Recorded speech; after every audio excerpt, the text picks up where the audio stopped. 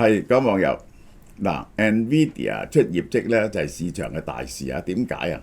佢係人類有史以來最貴嘅一間公司，45000億到啦，即係30幾萬億嘅港紙，係十幾倍香港嘅 GDP， 你信唔信咧？呢個就係咁去到而家呢個咁嘅價錢啊 ，NVIDIA 嘅股份仲會唔會大幅度增值呢？佢仲可唔可以倍數擴張呢？呢一個係一個大嘅問題，因為咧佢牽涉到 AI 嘅前景，而 AI 對於我哋嘅生活咧係有好大嘅影響。我喺呢度咧即係我哋已經做咗一個佢嘅財報嘅初步分析，街道嘅主流分析。我嘅分析當然係唔同啦。嗱，大家睇下我嘅 approach 係點，好啦，嗱，建議大家買盤菜嚇，咁就係抵到唔恨嘅，即係好食到唔恨。6人盤菜有晒鮑魚啊、花膠啊、元貝啊、蠔豉啊，好食嘅嘢齊晒。就係12人咧係 double 嘅，咁咧就係個價錢係點咧？係冇加價，從來都呢個特價，呢個6個人1198，而家998，呢個12個人1488，12蚊呢個120蚊一個人嘅啫，120蚊一個人，咁就送埋俾你喎，係即做喎，咁就係呢一個。中秋節前一日、中秋節嗰日同中秋翌日咧係好難 book 嘅，你要早啲 book 位，因為咧每日係限咁多，因為送都送唔切。呢個就係送貨日期呢個就係優惠價由8月29號到9月29號起，送貨日期早5日你要通知。我哋啲盤菜真係好好食嘅，呢個送貨日期9月20號到10月7號，喺呢個 period 入邊你都可以送貨。但係中秋嗰幾日係非常難 book 嘅，呢個價錢包埋送俾你㗎啦。嗱，如果冇樓梯係唔得嘅，冇樓梯喺地下收嘅，村屋喺村外面收嘅，唔去離島。OK， 送貨都要送成100幾蚊㗎，送一個盤菜俾你係咁所以咧就好抵嘅呢個。NVIDIA 佢結果第二季，佢嘅第二季。個財報資料係點呢？營收467億美金。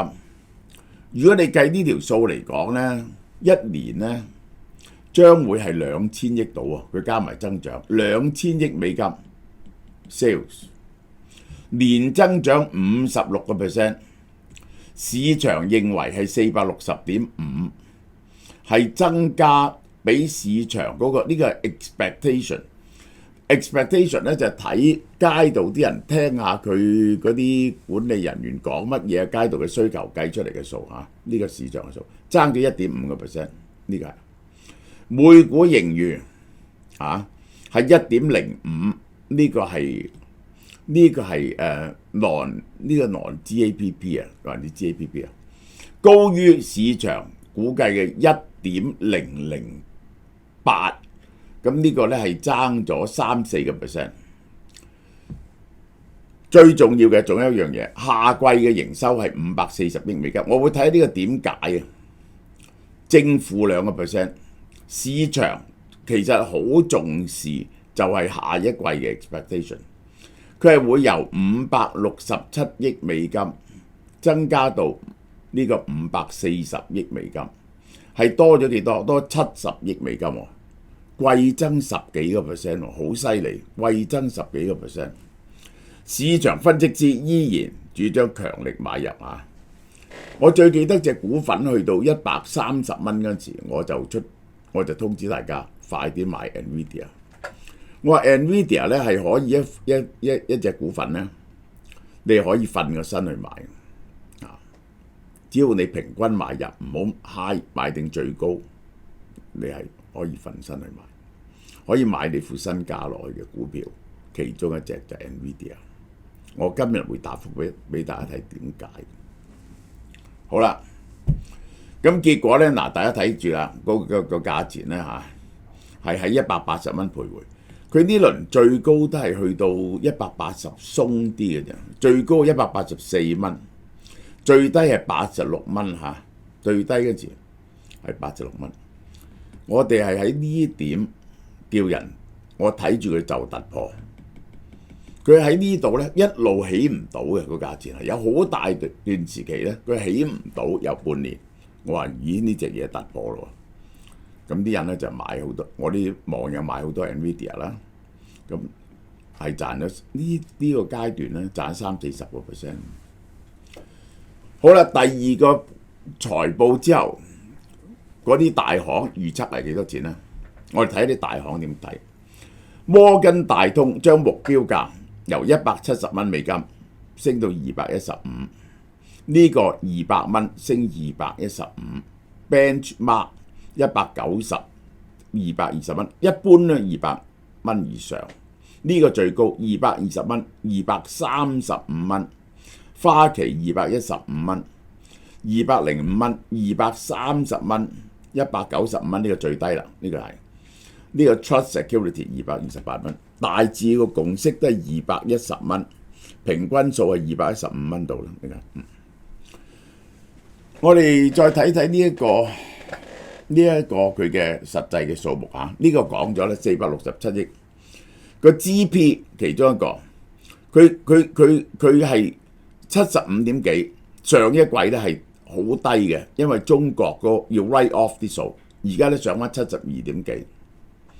你留意啊，佢呢一個增長係50幾個%，佢個 operating expenditure 咧增長唔到咁多喎，所以咧佢個公司係越嚟越 efficient， 佢係會賺多咗錢嘅。咁嘅情況之下，佢賺 net profit 嗰度賺多咗錢，結果 net profit 165變咗264。簡單啲嚟講，佢嚟緊嗰3季仲會增加㗎嘛。佢係一隻賺緊1000幾億美金嘅公司，1000幾億美金嘅公司，一年好啦，呢個就係我哋睇下過去5年同季度個營收比率，大家第二季2021年嗰陣時咧，冇嘢可以比，呢個唔可以比，呢個咧係增加61%，開始升啦。2022年呢個咧佢係跌嘅，點解啊？因為去到呢度嗰陣時候咧，嗰個佢嘅股盈利跌就因為嗰個佢嘅遊戲機收入遞減啊，喺疫情時間增長得好快，呢個時候咧就遞減，去到呢度開始 kick in， 呢度開始 kick in 呢一個ChatGPT 呢一個 AI 狂潮。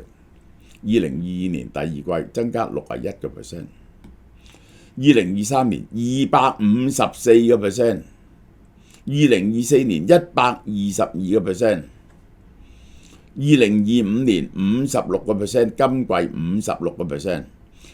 56%，200幾個 percent，122%，256%，但係我哋睇下佢嘅增長係幾多咧？呢個咧係多1個 billion。10個 billion， 嗱一陣我會解釋俾你點解呢個重要。呢個同呢個差係10個 billion， 呢個同呢個差係16個 billion， 呢度同呢度嘅差係16.7個 billion。展望咧，下一季佢講嘅嘢永遠兌現㗎嚇，黃仁勳預計540億美金。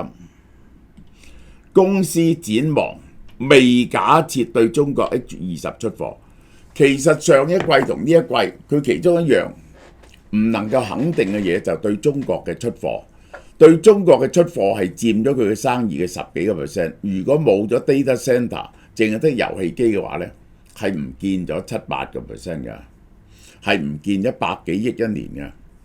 咁而家咧美國政府終於批准 H20 出貨，但係大陸咧就話 H20 咧可能有後門，就係咧就係棘住咗。但係我覺得大陸終於係要買 H20。大陸其實唔想人買 H20，叫人買華為。但係嗰啲 player 咧佢就唔肯買晒華為，因為華為咧 DeepSeek 拎嚟做呢一個 R2咧，結果失敗咗，華為晶片咧 run 唔到，咁結果咧係唔會全部買晒，一定會買一部分華為。我嘅猜測，部分即係咧唔牽涉到國防啊，唔牽涉到機密嘅地方嘅有啲地方準用呢一個 H20，而佢又出一隻新嘅晶片，呢個當然要等呢一個都唔使用 HBM 嘅，但係個算力好強嘅。咁咧冇 HBM 咧，你嘅將佢串連咧就會少好多。佢係出一樣咁樣嘅嘢，但呢個當然要美國政府 approval 啦。毛利率73.3，估計高過今屆嚇。Non-GAAP AP 73點幾，上下浮動50個基點。營業費用嗱呢個 GAP 73點幾，540億，營業費用59億。我都話你一路要留意咧，間公司 run 得好 efficient 咧，即係個 operating expenditure 佔公司嘅比例係不停下降嘅，呢個就係好啦，我哋 expect 下一季係點咧？我哋睇下佢會唔會放緩咧？就睇下一季嘅展望，同埋2025年嘅第三季，即係同年度，因為佢嗰個 financial year 好複雜。我哋係即係同1年前比，會增加幾多咧？咁佢係會351億美金增加到540億美金，即係增加幾多？189億美金。佢嚟緊嗰季比起1年前增加189億美金，呢個 growth。呢個銀碼係增長緊嘅，毛利率呢一個係低咗少少，營業費用你睇下351增加到540啊，係超過係50幾個 percent， 唔夠6成。營業費用咧42增加到59嚇，42增加唔夠，增加17，即係點啊？增加4成啫喎，但係咧嗰個乜嘢係將近6成喎，個 sales 嘅增加 GP 係呢個就係佢嘅增幅。你要由呢度開始計，其實佢喺呢度，因為疫情需求，嗰啲人喺屋企打機，佢嘅需求喺呢度。呢一年嗰啲人集咗好多貨，去到呢度跌咗落嚟。舊年年頭開始。由 ChatGPT 開始得益，就係呢一段嘅增幅，data center 呢個咧就機明增加唔到幾多嘅，即係其他嗰啲，你見到個走勢咁樣升上去。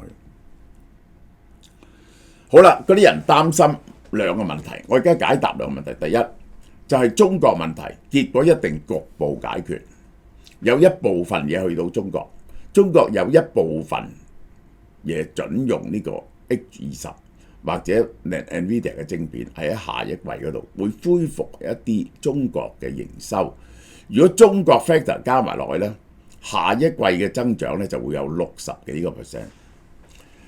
呢個就係第一個 concern about NVIDIA。第二個咧就係咧 NVIDIA 嘅增長係咪放慢咗咧？咁我就答呢個問題。表面上 year over year 嘅 growth， 嗱呢度咧。由呢個開始嚇，100%、200%、100%、50幾個 percent， 係咪慢咗？呢種放緩咧就唔係需求減弱，係基數效應。當分母只係得幾十億美金嗰陣時咧，翻1倍好容易，翻2倍都容易。當季度收入400億美金咧，就算增長5成咧，個銀碼都係增加咗嘅，即係話佢嘅銀碼不停增加，但因為個基數大咗，所以個 percentage 咪減少咗啊！絕對增量啊！我哋睇下嗰個增加額咧，係由呢度我計咗條數俾大家睇，增加幾季嘅增加呢一個係嚇，呢度唔使講啦，係增加1.8個 billion 啫，呢度增加9.7個 billion， 呢家16.5個 billion 嚇，16.7個 billion， 因為受中國問題干擾，仲係增加緊16.7個 billion。下一季增加幾多啊？下一季係增加189個 billion， 未計中國 factor， 佢仲係快緊嘅189個 billion， 好緊要。一季增加189個 billion， 4季係幾多啊？咪成1000億，佢增加嘅幅度已經大過其他 Magnificent Seven 有啲公司嘅整個營業額，淨係增加嘅幅度。好啦，我哋要答一個問題啦。呢個需求，呢個對 AI data center 嘅需求會唔會減弱呢？個增幅可唔可以保持呢？嗱，呢個就係決定佢嘅股價會唔會持續上升嘅第一組問題。就係個 AI 嘅需求增加，我哋點樣預測個 AI 需求嘅增加 ？AI 需求嘅增加點樣反映喺 NVIDIA 嘅業務上面呢？我有4種方法嚟答呢個問題，我有4個方法嚟睇。第一，算力需求，究竟個算力需求嘅增加係幾多呢？啊 ，Gemini 嘅 token 啊，係由早一年只係得8個 T， 增加到舊年480個 T， 呢個最犀利，8個 T 增加到480 T， 要計嘅數係增加咗幾十倍。近日又增加到一個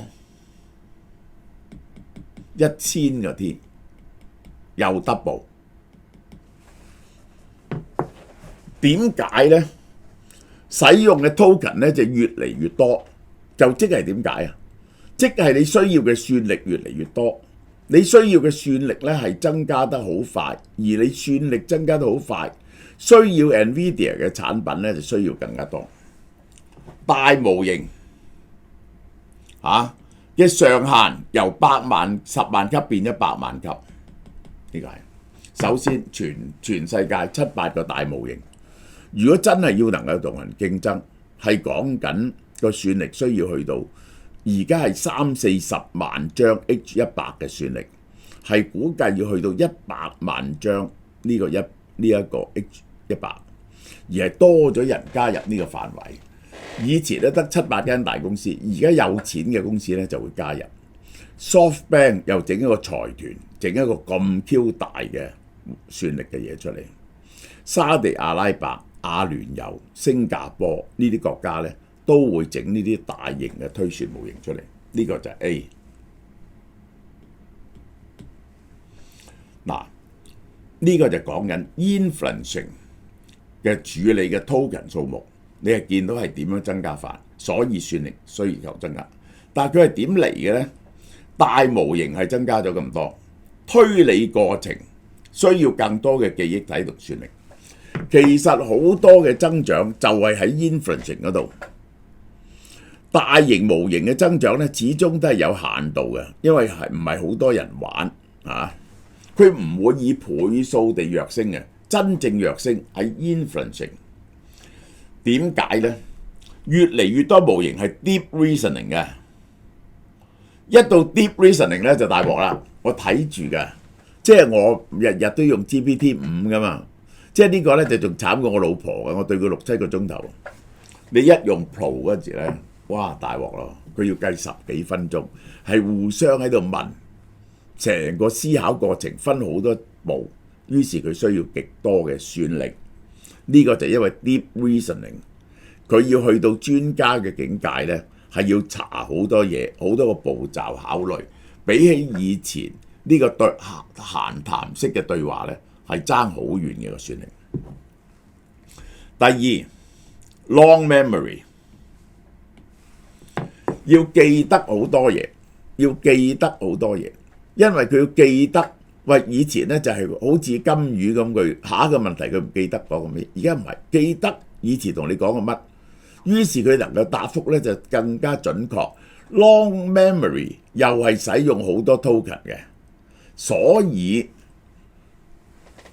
淨喺呢度大型模型 inferencing 增加咗呢個 deep thinking 同埋呢個 long memory 已經對算力造成幾何級嘅上升。應用擴散，舉個例 ，Tesla 嘅 FSD 係要海量嘅 GPU， 呢個係不但只喺 training 嗰方面嚇，而家佢用一啲全新嘅晶片，佢有佢 supercomputer。而家呢個 supercomputer 咧就係 Cortex 去到第2級，係世界上最大嘅supercomputer。Meta 用嚟點樣幫你投放廣告？點樣 generate 廣告？Llama 模型訓練 AWS 咧係大量幾樣嘢，一個咧就大量用嚟AWS 做雲端計算，即係你存儲啲嘢喺度，你叫佢同你計，你諗下，假如一個計嘅工作係要100蚊，佢收你100蚊。而家咧佢更新咗，用一個算力更加犀利嘅嘢，嗰個算力快咗4倍，佢咧就轉咗咧就收你，依然收你100蚊，佢係咪賺多75蚊啊？因此佢不停擴充呢一個雲計算，而佢嘅方法就咁啊，即係如果個算力個價錢進步得咁快，得25蚊嘅話咧，佢又減啲價俾你喎，70-80蚊喎。咁於是個需求就大增。Google 就係 Gemini 結合 Workspace 全面相做，即係咧嗰個我再舉個例俾大家聽下，淨係用喺 search 呢個 artificial intelligence 嘅 search， 佢就已經遠遠比起以前嘅搜索引擎咧係用多好多嘅應用。AI 由單一模型變咗全產業鏈滲透，算力需求冇辦法逆轉，呢個尤其是大型需求，呢個 FSD、呢個 Palantir、呢個 TEM 呢啲都係大型運算需求，全世界所乜嘢方向、乜嘢 application 都有人做緊。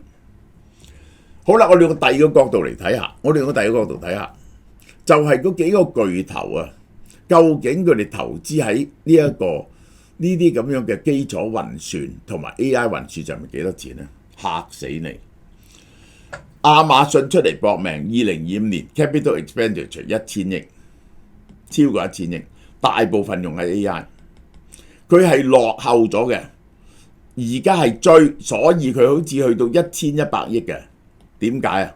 因為佢發現呢一個 Microsoft 嘅用咗大量 AI 之後咧 ，Azure 係追緊上嚟，佢於是咧就搏命，亦都用嚟作為用嚟呢一個推薦呢一個商品咧，呢個就係 Google 750億新增9個 B 嘅投資 ，Microsoft 800億 ，Meta 64至72億，你淨係呢4條數加埋已經係3000幾4000億，3000億。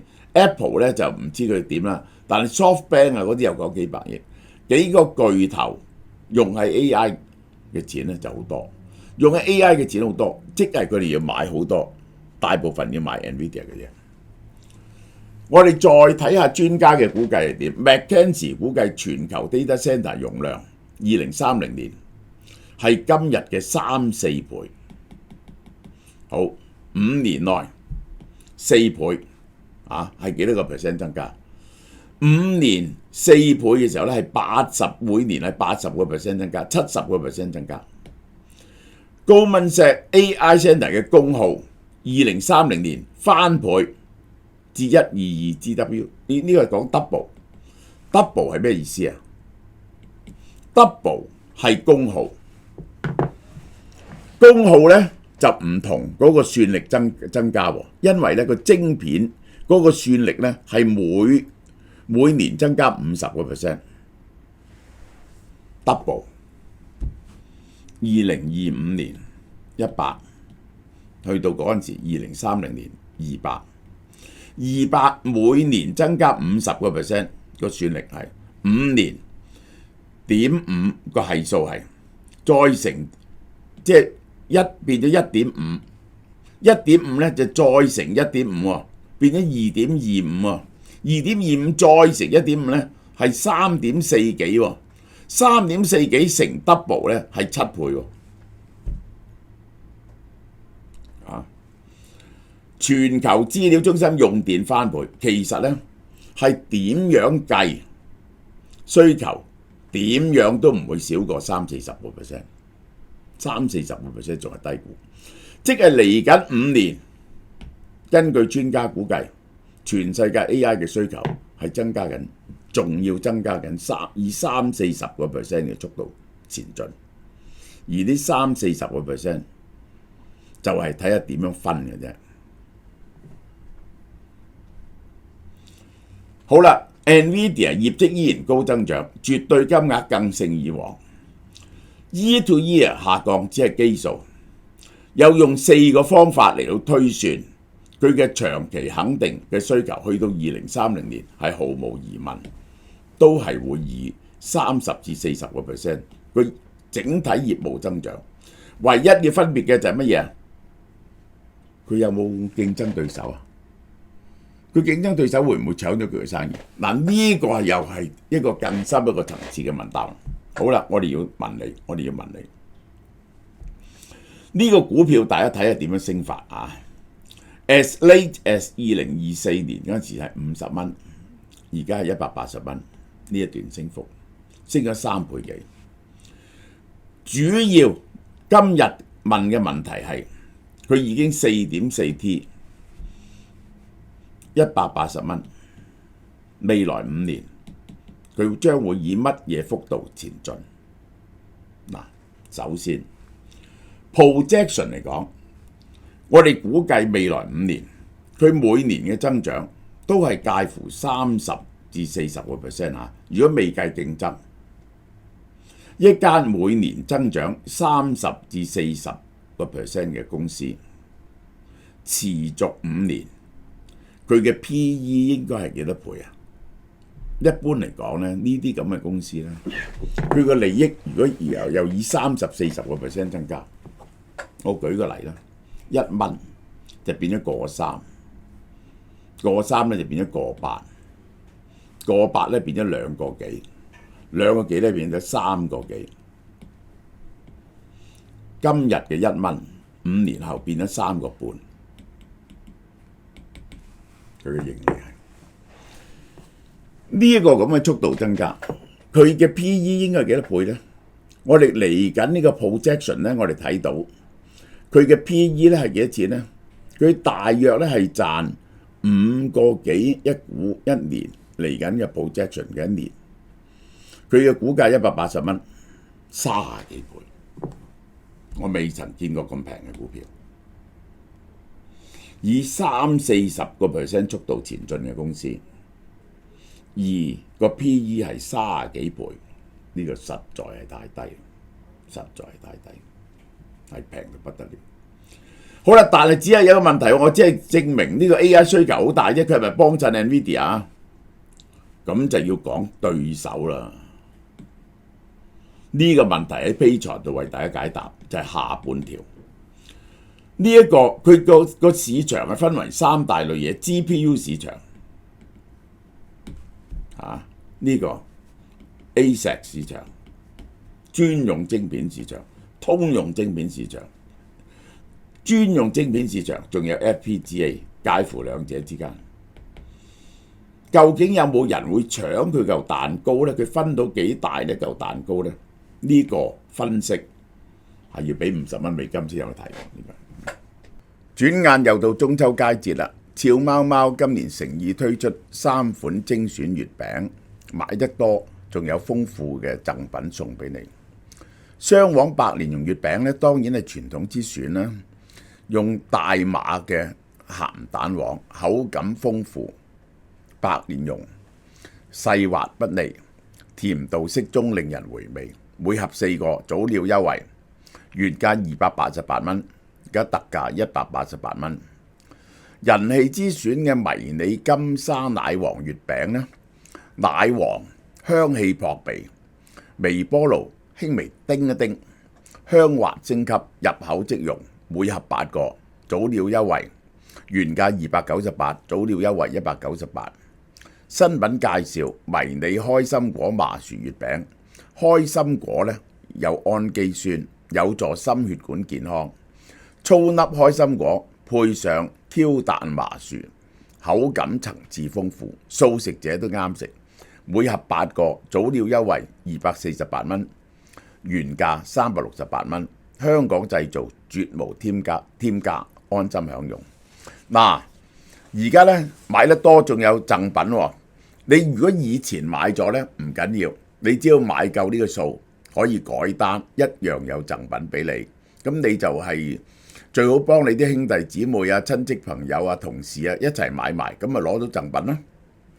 買滿5盒就送台灣沈家3星香蔥花生一樽，價值70蚊喎。買滿10盒呢，犀利啦，送台灣麻豆文蛋柚約3公斤6至8個，價值288蚊。每年等樹上熟先採摘嘅，果肉細嫩，清甜多汁。買滿20盒送 BG18 魚子醬30g，價值1080蚊，非常名貴。之前已經預購月餅嘅你呢，贈品照送嘅。如果你以前買咗3、4盒，咁你加1、2盒落去，咁就會送到相應嘅贈品㗎啦。月餅網上門市限時優惠下，由9月1號起至9月30號售完即止，攞貨日期呢係喺2025年9月19號到10月3號嘅。